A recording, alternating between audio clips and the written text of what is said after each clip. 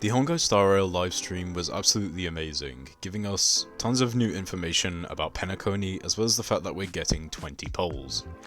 But for this video, I want to focus on Black Swan.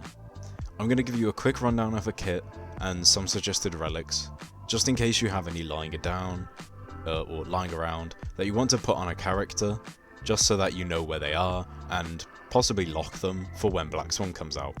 Let's get into it. First of all, her abilities. Her first ability is her technique, which is using her E outside of combat, which is called From Facade to Verite. This will basically apply a stack of her card effect onto an enemy. Her E inside of combat is called Decadence False Twilight. This is going to apply a defense down on the middle target enemy, and I believe it is a blast. So the enemy in the middle will get the defense down, and the enemies on the side will take damage. Her ultimate, we do not exactly know what it does, however it is called Bliss of Otherworld's Embrace, and it looks cool as hell.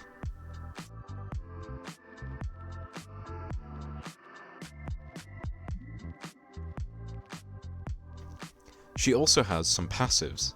The ones that were shown off in the stream is called Precipence Silent Dawn. This is that whenever she attacks with either basic attack or her skill, it is going to apply a stack of her card. This card will stack up in damage the more times a dot is procced on an enemy that has a card on it. So essentially, the way you look at this is similar to Suspicion from Simulated Universe, where the more dots you apply to an enemy, the more damage this card is going to do, as well as the more effects it's going to do. The higher you stack this card's effect, the more DOT damage the enemies are going to take, so it is important to have her be quick, as well as have a high effect hit rate, so that she can be constantly proccing her mark, as well as the fact that you can use Kafka alongside her to proc it even more. I also believe the card will stack whenever you apply a debuff. So not only can Kafka make it happen by applying a debuff as well as making it happen again, it will also happen when Gwenaifen applies her Ignite, Sampo applies his Wind Shear, or Luca applies his Bleed. The effect of the stacking and the damage is, I believe, the passive called Loom of Fate's Caprice. Now obviously, this is subject to change, and we don't know any official numbers yet. However, after showing off her kit, I want to talk a little bit about her kit and what relics you should be using because of her kit. So right off the bat, she's looking like a character that you can default attack with quite a lot. Quite a lot of characters look like this in the dot category, specifically Gwenaifen and Sampo can all default attack, and instead of using their skill, because their skill does the exact same thing as their default attack, just either AoE or bounce for Sampo. However, Black Swan does look as though she is going to want to use her E occasionally. This is all dependent on the amount of time that the defense down lasts, because using her skill will put a defense down on the enemy. Her relic sets are either going to be one of three main options. Her first relic set option is going to be 4-piece in Deep Confinement. Prisoner in Deep Confinement, sorry. The set is going to increase her attack, and for every dot the target enemy is afflicted with, the wearer will ignore a certain percentage of defense, which is 6%, and this stacks up to 3 times, so up to 18% defense ignore. I do believe this comes after the defense reduction, so let's say the enemy has 1000 defense, and she'll lower it by 20%. This isn't the actual number, it's just made up. So this is going to make the enemy have 800 armor, and then from there you will ignore 18% of that armor.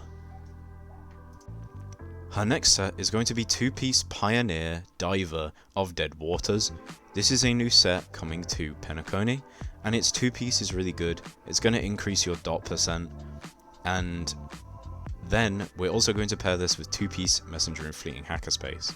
This is going to be for people who don't have a lot of energy to spend on Black Swan, because they're building other characters, or because they need to farm other things that are better for their account.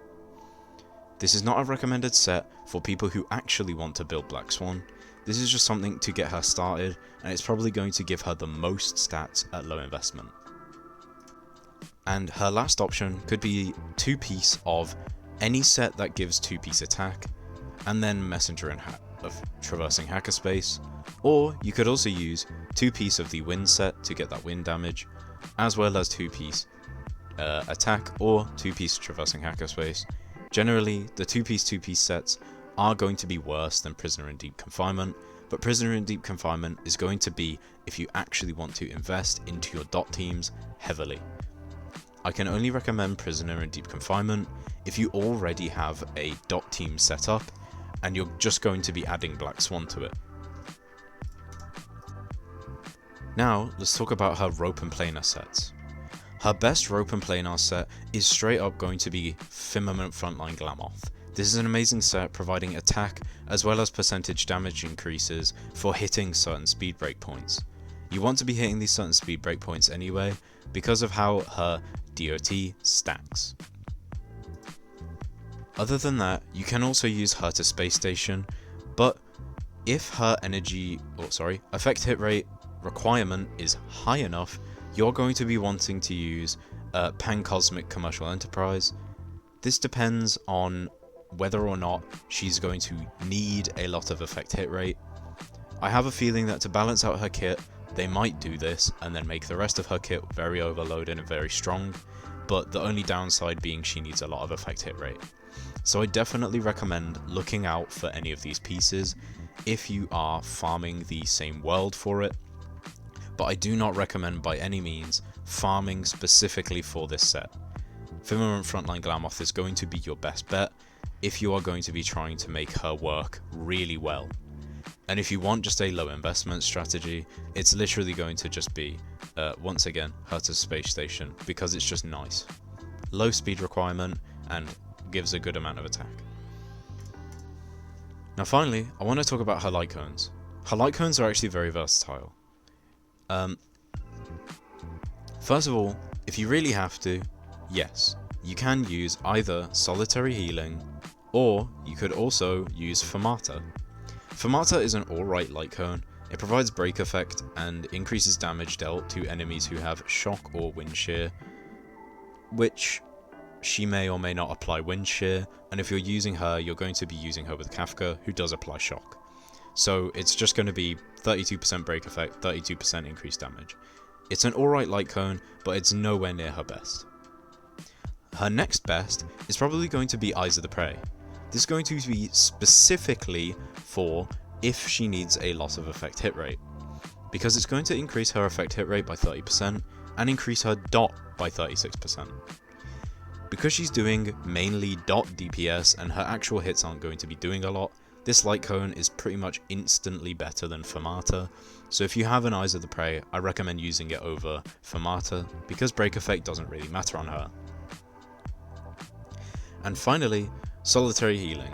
Solitary Healing is really good, because first of all, it's going to increase the dot dealt by the wearer by 48% at Super Imposition 5, which is going to last for 2 turns, whenever they use their ultimate.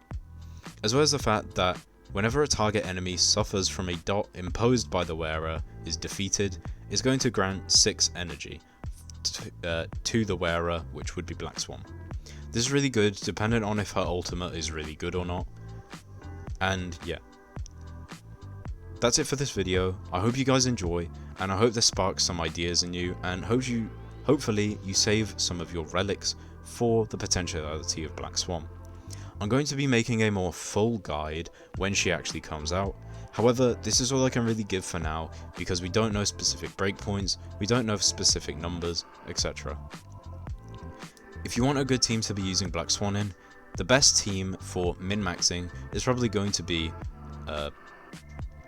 Quoquo, because she gives attack, as well as Kafka, and then obviously Black Swan, and then finally you're probably going to want Ruan Mei. It just helps hitting those Glamoth breakpoints, as well as the fact that break effect is an amazing stat, and yeah. But if you want just a normal bread and butter team, it's going to be any healer alongside Black Swan, Kafka, and then one of the 3 4-star dot characters. This could either be Sampo, Luca, or Gwenaifa. That's it for today. Thank you guys for watching. If you liked the video, please give it a like. If you dislike the video, dislike it.